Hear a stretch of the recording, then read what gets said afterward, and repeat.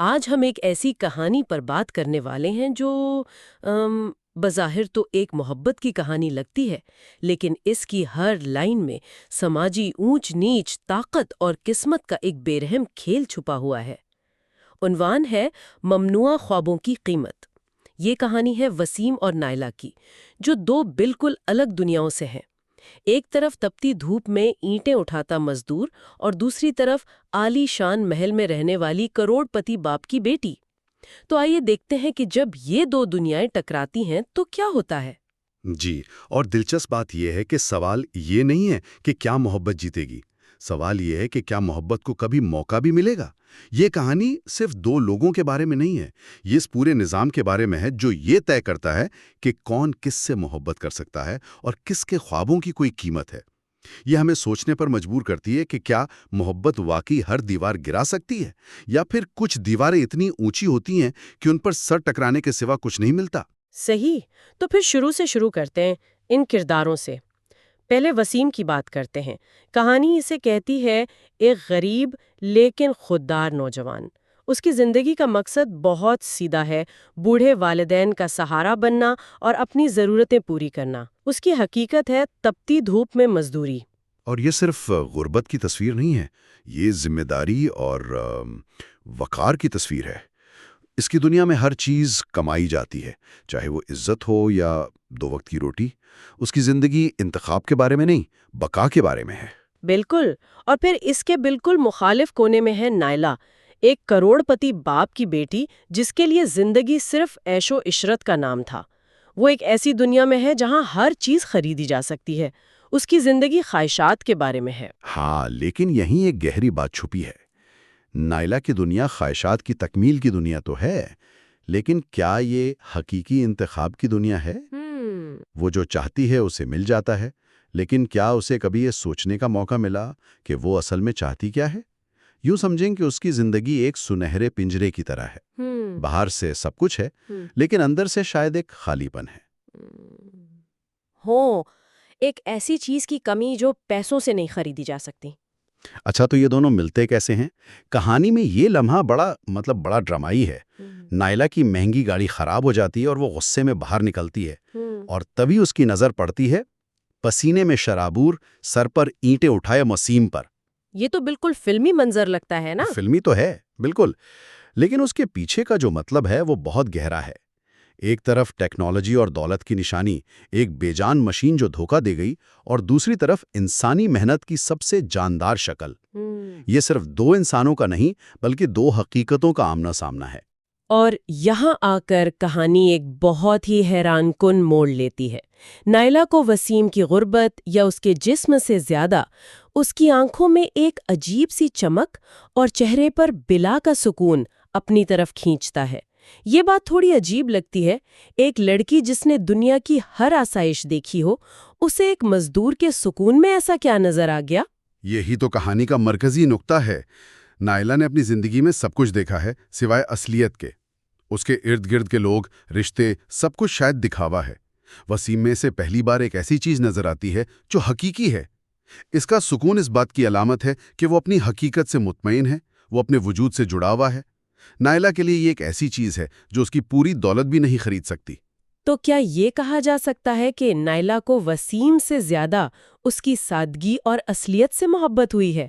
شاید وہ اپنی اس سنہری قید سے فرار کا راستہ ڈھونڈ رہی تھی۔ بالکل، یہ ایک طرح کی لاشعوری بغاوت بھی ہو سکتی ہے، اپنے طبقے کے کھوکھلے پن کے خلاف۔ اسے وسیم میں وہ مردانگی نظر آئی جو محنت سے آتی ہے، نہ کہ باپ کی دولت سے۔ اس کے بعد جو ہوتا ہے وہ بھی قابل غور ہے۔ نائلہ اس کا پیچھا شروع کرتی ہے۔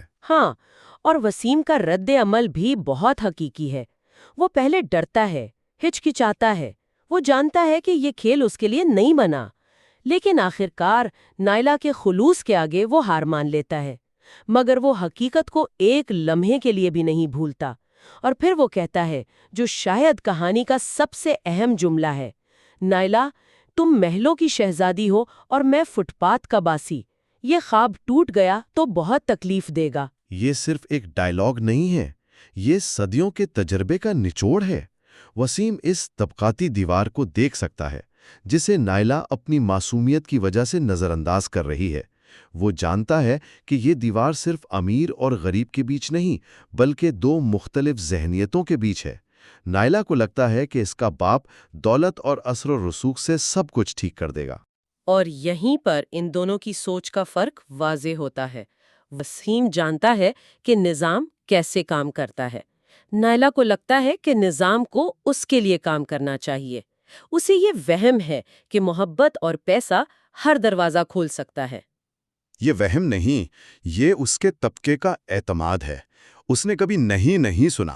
اسے لگتا ہے کہ اس کی محبت اتنی طاقتور ہے کہ وہ حقیقت کو جھکا دے گی، جبکہ وسیم جانتا ہے کہ حقیقت اتنی بے رحم ہے کہ وہ محبت کو کچل دیتی ہے۔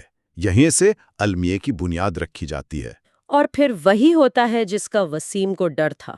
جیسے ہی نائلہ کے گھر والوں کو پتہ چلتا ہے، ایک طوفان کھڑا ہو جاتا ہے۔ یہاں ان کا رد عمل بڑا پریڈکٹیبل ہے۔ باپ پہلے وسیم کو بلا کر پیسے کی پیشکش کرتا ہے۔ یہ خریدنے کی کوشش کیوں؟ دیکھیں، ان کے لیے یہی سب سے بڑا ہتھیار ہے۔ طاقتور طبقے کے لیے ہر چیز ہر چیز ایک سودا ہے۔ عزت، رشتے، محبت، سب کی ایک قیمت ہوتی ہے۔ ان کے نزدیک وسیم کی محبت نائلہ کے لیے نہیں، بلکہ ان کی دولت کے لیے ہے۔ جب وہ اسے خریدنے کی کوشش کرتے ہیں تو وہ دراصل یہ ثابت کر رہے ہوتے ہیں کہ ہر غریب بکاؤ ہوتا ہے۔ لیکن وسیم بکنے سے انکار کر دیتا ہے۔ اس کا یہ انکار، کیا یہ صرف اس کی محبت کا ثبوت تھا یا اس سے بھی بڑھ کر کچھ تھا؟ یہ صرف محبت کا ثبوت نہیں، یہ اس پورے نظام کو چیلنج کرنا تھا۔ اس کا انکار یہ کہہ رہا تھا کہ تمہاری دولت میری دنیا میں کوئی حیثیت نہیں رکھتی۔ اس ایک لمحے میں ایک غریب مزدور نے ایک کروڑ پتی کی طاقت کو رد کر دیا۔ یہیں پر وسیم ایک شخص سے ایک خطرہ بن جاتا ہے۔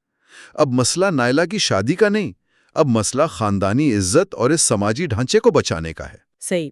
اور اس کے بعد کہانی بہت تیزی سے اپنے المناک انجام کی طرف بڑھتی ہے۔ نائلہ کو گھر میں قید کر دیا جاتا ہے، اس کی شادی زبردستی کہیں اور طے کر دی جاتی ہے۔ یہ سب تو متوقع تھا، لیکن کہانی کا جو کلائمیکس ہے وہ واقعی دل دہلا دینے والا ہے۔ شادی کی رات نائلہ گھر سے بھاگتی ہے، اس امید پر کہ وہ وسیم کے ساتھ کہیں دور چلی جائے گی۔ وہ ان کی مخصوص جگہ پہنچتی ہے، لیکن وہاں کا منظر، وہاں وسیم خون میں لت پت پڑا تھا۔ یہ تشدد صرف غصے کا اظہار نہیں ہے، یہ ایک پیغام ہے۔ یہ اس نظام کا آخری جواب ہے۔ جب رشوت کام نہ کرے، جب دھمکی کام نہ کرے، تو پھر طاقت کا بے رحمانہ استعمال کیا جاتا ہے۔ یہ صرف وسیم کو جسمانی طور پر ختم کرنا نہیں تھا، بلکہ اس خیال کو، اس بغاوت کو کچلنا تھا جس کی اس نے ہمت کی تھی۔ اور وسیم کے آخری الفاظ، وہ نائلہ کی گود میں دم توڑتے ہوئے مسکراتا ہے اور کہتا ہے، میں نے کہا تھا نائلہ، غریب کے خواب ادھورے ہی رہتے ہیں۔ یہ مسکراہٹ، یہ ہار ہے یا جیت؟ یہ ایک بہت گہرا سوال ہے۔ ایک سطح پر تو یہ ہار کا اعتراف ہے، وہ اپنی پیشگوئی کو سچ ہوتا دیکھ رہا ہے، لیکن دوسری سطح پر یہ مسکراہٹ اس کی فتح ہے۔ اس نے اپنی محبت کا سودا نہیں کیا، اپنی خودداری نہیں بیچی۔ وہ جسمانی طور پر ہار گیا، لیکن اخلاقی طور پر وہ جیت گیا۔ اس کی مسکراہٹ شاید اس نظام پر ایک آخری طنز تھی کہ تم مجھے مار تو سکتے ہو، لیکن خرید نہیں سکتے۔ اس کے بعد وسیم کے ہاتھ نائلہ کی گود میں ٹھنڈے ہو گئے۔ کہانی یہاں ختم ہو سکتی تھی، لیکن نہیں ہوتی، اور جو آگے ہوتا ہے وہ شاید موت سے بھی بدتر ہے۔ نائلہ کو زبردستی واپس لے جایا جاتا ہے، اس کی شادی کر دی جاتی ہے۔ وہ زندہ رہتی ہے، لیکن کیسے؟ ایک ایسی لاش بن کر جو ہر روز وسیم کی قبر پر خاموشی سے آنسو بہاتی۔ اور یہی اس نظام کی اصل فتح ہے۔ وسیم کو مار کر انہوں نے ایک مسئلے کو ختم کیا، لیکن نائلہ کو زندہ رکھ کر اور اسے ایک بے جان زندگی گزارنے پر مجبور کر کے انہوں نے ایک مثال قائم کی۔ انہوں نے یہ دکھایا کہ بغاوت کا انجام کیا ہوتا ہے۔ نائلہ کی زندہ لاش ان کی طاقت کی سب سے بڑی نشانی ہے۔ اس کی باقی زندگی اس ممنوعہ خواب کی قیمت ہے جو وہ ہر روز چکاتی ہے۔ اس کا محل، اس کی دولت اب اس کے لیے ایک جیل ہے، ایک لامتناہی عذاب۔ کہانی کے ساتھ ایک نظم بھی ہے جو اس پورے دکھ کو سمیٹ لیتی ہے۔ اس کا ایک مصرع ہے، تم ہی بتاؤ کیسے ملے گی خاک کو سریا سے؟ یہ خاک اور سریا کا استعارہ کتنا طاقتور ہے۔ بہت زیادہ، کیونکہ یہ صرف امیر اور غریب کی بات نہیں کر رہا۔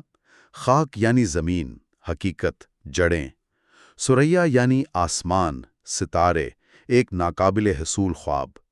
یہ بتا رہا ہے کہ ان دونوں کا ملاپ فطرت کے قانون کے خلاف سمجھا جاتا ہے اس سماج میں۔ ایک اور مصرع ہے جو سیدھا دل میں لگتا ہے، وفا کا جو صلہ مانگا تو بس ایک کفن ہی ملا۔